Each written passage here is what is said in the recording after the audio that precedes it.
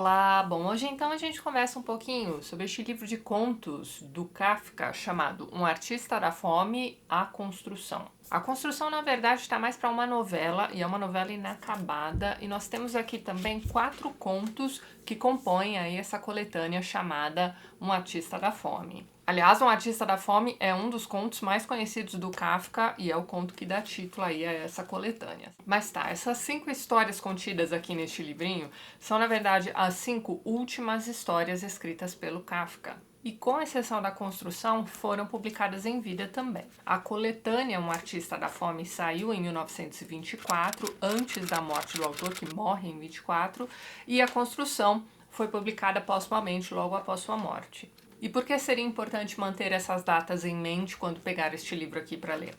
Bem, a questão é que ao escrever essas 5 histórias, ele já tinha tuberculose e tinha consciência de que seu fim estava próximo. Mas tá, o que eu vou fazer aqui neste vídeo é comentar com vocês cada uma das histórias contidas aqui neste livro sem me preocupar com spoilers. E caso você seja o tipo de leitor que prefere entrar na leitura de histórias sem saber absolutamente nada sobre elas, talvez seja melhor pegar o livro para ler antes. Alguns dos contos contidos aqui neste livro são realmente bem curtinhos. Outros são um pouco mais longos e A Construção, que é aquela novela inacabada, vai te dar um pouco mais de trabalho aí. Por outro lado, estas histórias aqui são abertas, então pode ser que a sua experiência de leitura seja muito diferente da minha. E aí não vai fazer diferença nenhuma você ver o vídeo ou não. De qualquer forma, eu vou deixar na descrição do vídeo a minutagem certinha, contendo ali os meus comentários a respeito de cada uma das histórias aqui deste livro, certo? Vamos começar do começo. Então, a primeira história contida na coletânea Um Artista da Fome se chama Primeira Dor. E aqui nós acompanhamos a história de um artista do trapézio. Ele é um rapaz bem jovem, trapezista, e ele tem um empresário que toma conta de tudo. Mas principalmente esse empresário é responsável pela tranquilidade e pela satisfação do artista do trapézio, que passa seus dias pendurado ali em cima, praticamente inalcançável e incomunicável. E aí aqui na página 10 nós temos o seguinte, ó. O trapezista teria assim podido viver tranquilamente, não fossem as inevitáveis viagens de lugar em lugar que lhe eram extremamente molestas. É verdade que o empresário providenciava para que ele ficasse a salvo de qualquer prolongamento desnecessário desses sofrimentos. Para as viagens das cidades usavam-se automóveis de corrida com os quais se disparava, se possível à noite ou de madrugada, pelas ruas desertas na mais alta velocidade. Tudo para que esse rapaz passasse o máximo de tempo possível pendurado em sua barra, ali no alto, incomunicável, inalcançável para a maioria das pessoas. De vez em quando você tinha ali um funcionário responsável por levar algum tipo de alimento, uma aguinha. Mas veja só esse detalhe aqui da página 11, ó. Mas os momentos mais belos na vida do empresário eram aqueles em que o artista punha o pé na escada de corda e finalmente, num instante, estava de novo pendurado no alto do seu trapézio. Então, a grande satisfação do empresário era ver o trapezista trabalhando. Então perceba que essa dependência era mútua. O trapezista precisava do empresário para mantê-lo sempre satisfeito e o empresário precisava da arte do trapezista para se sentir satisfeito. E a vida seguia assim até que um belo dia o trapezista começa a chorar copiosamente na sala do empresário. Mas assim, sabe aquela coisa inconsolável, aquelas lágrimas gordas escorrendo, colo afora? E só depois de um tempo do empresário praticamente pegando o rapaz no colo e consolando, é que ele finalmente vai dizer qual é o problema. E o problema é este aqui, olha só. Só com esta barra na mão, como é que posso viver? E logo na sequência, sabe o que é que ele pede para o empresário? Mais uma barra. Quando a gente lê essa frase aqui, ó, só com esta barra na mão, como é que posso viver? A gente acha que ele finalmente vai dar um basta naquilo ali, vai descer do trapézio e vai viver a vida. Mas não! O que ele quer é simplesmente mais uma barra. E o empresário vai achar aquela ideia genial. Poxa vida, então agora as apresentações do trapezista serão incrementadas com mais uma barra. Mas num segundo momento, olha o que ele vai pensar, ó. Se pensamentos como esse começassem a atormentá-lo, ao artista do trapézio, né, poderiam cessar por completo? Não continuariam aumentando sempre? não ameaçariam sua existência? E de fato, o empresário acreditou ver, no sono aparentemente calmo em que o choro tinha terminado, como as primeiras rugas começavam a se desenhar na lisa testa de criança do artista do trapézio. E é assim que o texto se encerra. Então, ao fim do texto, o empresário está pensando, mas pera lá, e se ele começar a questionar cada vez mais aquilo que ele está fazendo? E se a gente voltar àquela frase, ó, só com esta barra na mão, como é que posso viver? Na verdade, ele está questionando também sua existência, a forma como ele está vivendo. E se esses pensamentos não pararem por aí com essa satisfação de ter ali também a segunda barra? Onde é que este empresário vai parar? Então você tem aqui nessa história, que é curtíssima, gente, são 4 páginas aqui nesta edição. Um empresário que manteve seu artista protegido da realidade e que também era responsável pelo seu bem-estar, veja bem. Mas então, este empresário agora está ali meio que se perguntando se o amadurecimento desse jovem já não estaria próximo. E aí vai ficar meio difícil para esse empresário manipular alguém amadurecido, que já não depende tanto assim dos outros para se satisfazer. Afinal, ele teve sozinho essa ideia do segundo trapézio. Mas vamos lá então. O segundo conto se intitula Uma Mulher Pequena. Dependendo da edição que você estiver lendo, este conto pode se chamar também Uma Mulherzinha. Aqui neste conto, o narrador conta pra gente sobre sua convivência com uma mulher que o detesta. Ela não é sua esposa, não é sua irmã, não é sua mãe, não é sua filha, nada. Mas eles convivem por obrigação. A parada é inescapável. E ela o odeia, olha só. Ora, essa mulherzinha está muito insatisfeita comigo. Sempre tem algo a censurar em mim. Diante dela, estou sempre errado e irrito-a a cada passo. Se fosse possível dividir a vida em partes mínimas e cada partícula pudesse ser julgada em separado, certamente qualquer pedacinho da minha vida seria um aborrecimento para ela. E é isso, ele segue dizendo que não existe nenhum tipo de envolvimento amoroso entre os dois, nenhum laço familiar, nada. Ele simplesmente precisa conviver com aquela pessoa e ela o detesta. E não faz a menor questão de esconder isso, veja bem. Mas ele vai dizer o seguinte, ó. Existe também, se quiser, uma certa responsabilidade minha. Pois, por mais alheia a mim que a mulherzinha seja, e por mais que a única relação que existe entre nós seja o desgosto que lhe causo, ou que ela faz com que eu provoque nela, não me deveria ser indiferente o quanto, de modo visível, ela sofre até fisicamente com essa irritação. Então, apesar dele não saber o que foi que ele fez para essa pessoa, e aliás ele não fez nada para ela, ele se sente, de certa forma, responsável por esse mal-estar que ele está causando nessa pessoa aí. Mas a questão é que ela o detesta de graça. Na página 18 desta edição, ele diz o seguinte, ó, a insatisfação dela comigo, como agora eu entendo, é uma questão de princípio. Nada pode suplantá-la, nem mesmo a supressão da minha pessoa. A notícia do meu suicídio, por exemplo, provocaria nela acessos de fúria sem limites. Então ele tem essa impressão de que mesmo que ele pare de existir, até a ausência dele vai incomodar aquela pessoa. Ou seja, mesmo que ele vá para muito longe, aquela mulher vai continuar se irritando com ele. Mas aqui nós temos um detalhe também.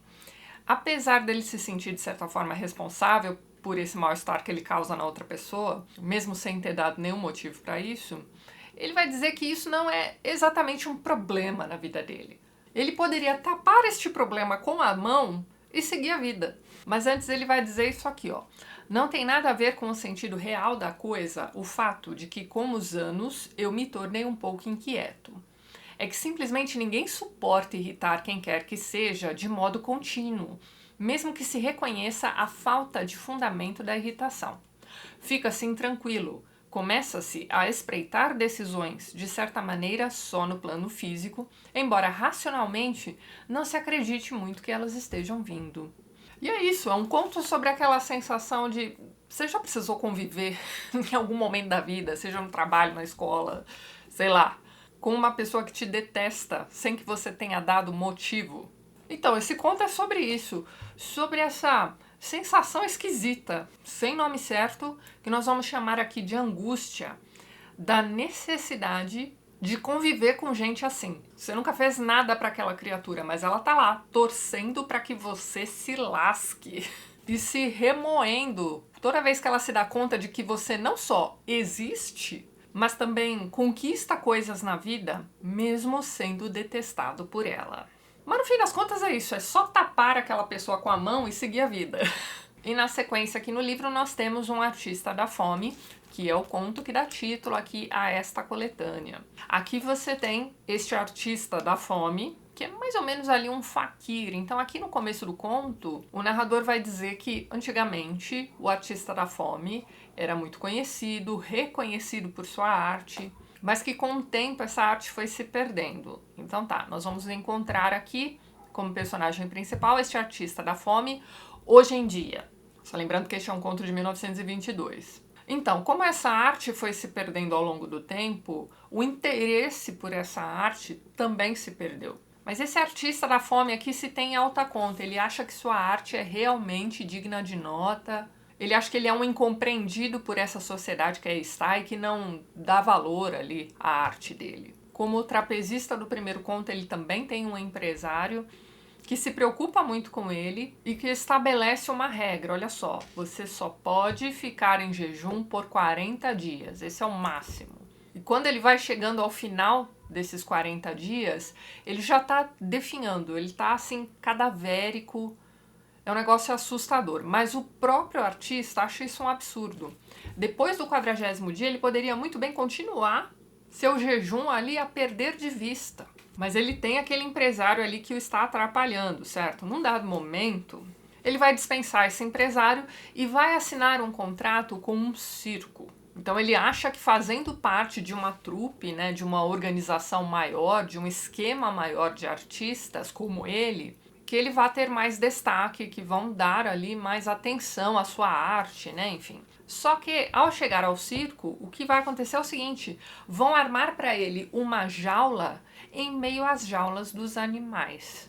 Então ele vai ficar relegado a uma jaulinha ali bem distante dos outros artistas como ele. Mas tudo bem, essa ainda é uma oportunidade dele se destacar, certo? Só que não é isso que vai acontecer, ele vai sendo cada vez mais esquecido, né? As pessoas passam, né? O público passa ali por ele nos intervalos, né? Das apresentações dentro do circo, ou na hora de ir embora também passam por ele, mas ninguém fica ali, ninguém se interessa por ele, né? Anteriormente, quando ele trabalhava como seu empresário, ele até tinha atenção principalmente de crianças, de curiosos. Mas ali naquele circo onde ele acreditou uma vez que ele seria mais valorizado, é o oposto que está acontecendo. Ele está ficando cada vez mais esquecido. E uma vez que ele não tem mais o empresário, ele pode fazer o jejum dele por quanto tempo ele quiser. E esse jejum vai se estendendo até chegar um dia em que, sei lá, o dono do circo está passando ali por aquela jaula e vai perguntar ali para um funcionário: por que essa jaula aqui tá vazia? O funcionário vai levar um tempinho tentando se lembrar o motivo daquela jaula vazia, e aí ele se lembra de que a jaula na verdade não está vazia. O artista da fome tá perdido lá dentro. Então assim, tinha uns montinhos de feno ali, né? E nesse momento o artista tá meio que submerso nesses montinhos de feno. Pensa naquelas bolas de feno que vão rodando em histórias de Velho Oeste para mostrar que aquele lugar ali tá esquecido por Deus. Pois é. Ele tá ali em meio à palha, e aí o dono do circo vai pegar um pau, na verdade, vai dar uma cutucada nele, porque parece que ele tá morto. Ele tá só pele e osso. E aí ele dá uma cutucadinha no artista da fome, e o artista da fome acorda.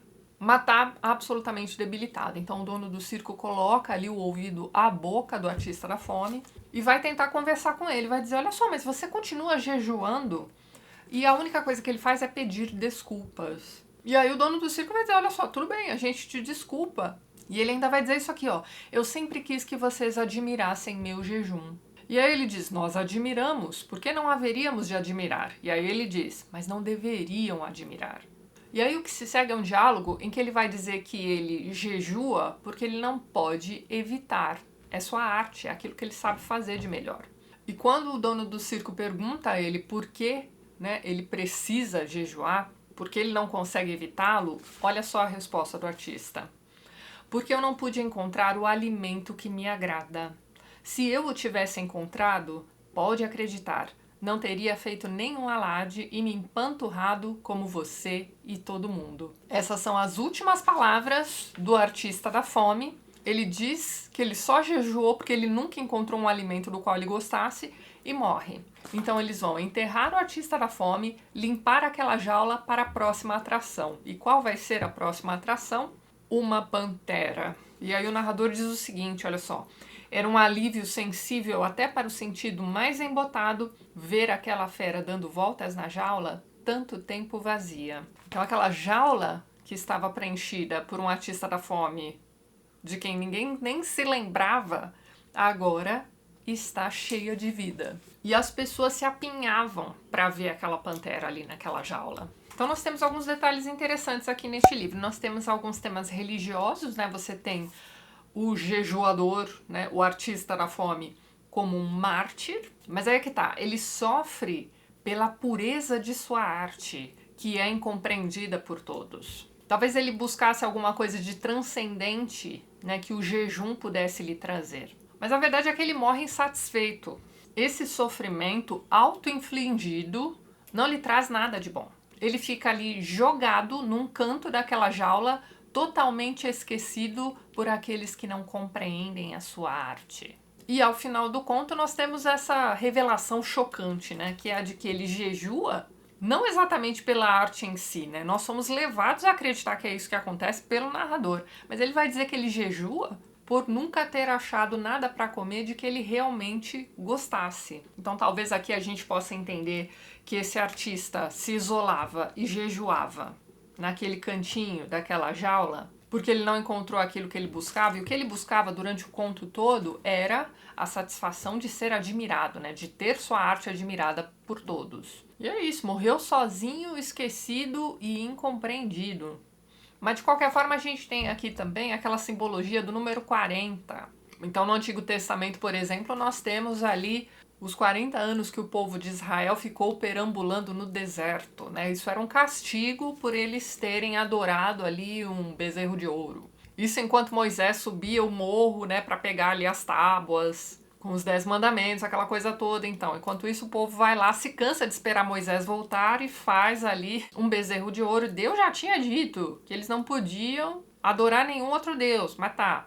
Então, o castigo deles é perambular pelo deserto por 40 anos. Eles ficam praticamente dando voltas ali no deserto. Mas a questão é, este era um castigo para a purificação daquele povo. Em 40 anos, toda aquela primeira geração de pessoas que estavam envolvidas na ideia e na produção daquele bezerro já teriam perecido. Então, seus filhos, né, as próximas gerações, dariam continuidade ali àquele plano da saída do Egito, enfim, rumo à Terra Prometida. Tá, aqui nós temos 40 anos. E nós temos também os 40 dias que Jesus passou no deserto, não é isso? Ainda não chegamos ao Novo Testamento, mas então, na Bíblia, 40 é um número não exatamente exato, é mais uma ideia assim de, poxa, 40, eu fiz 40 vezes tal coisa, é um número de exagero, é um número que exemplifica um longo tempo.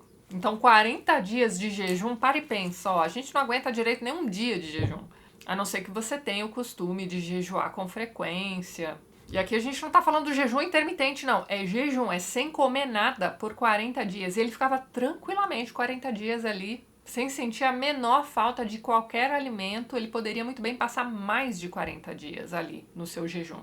Ele só obedecia esse número porque esse número foi estipulado pelo seu empresário. E é isso. Você tem aqui a descrição de uma vida inteira dedicada a uma arte, julgada pelo narrador como transcendental, mas que para o próprio artista, na verdade, era uma coisa que ele fazia porque ele sabia fazer bem e porque ele não tinha encontrado nada de maravilhoso que ele pudesse comer, né, à vontade, né, até se empanturrar.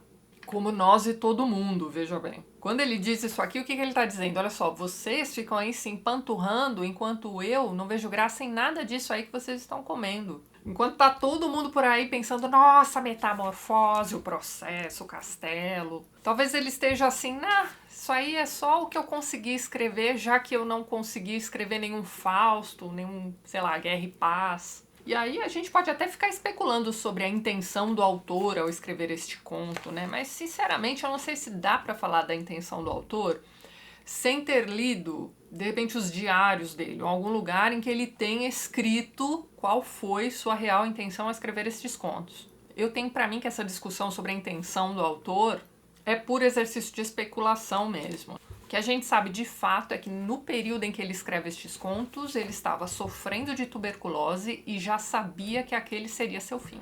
Todos esses contos foram escritos tendo isso em mente. E aí a gente chega à Construção, que é aquela novela inacabada. E aqui o que nós temos é o seguinte, é um ser que passa a vida construindo uma toca ou uma fortaleza, depende do ponto de vista. E além de fazer essa construção imensa, ele também estoca a comida ali. Então tudo aquilo que ele está fazendo é para se proteger.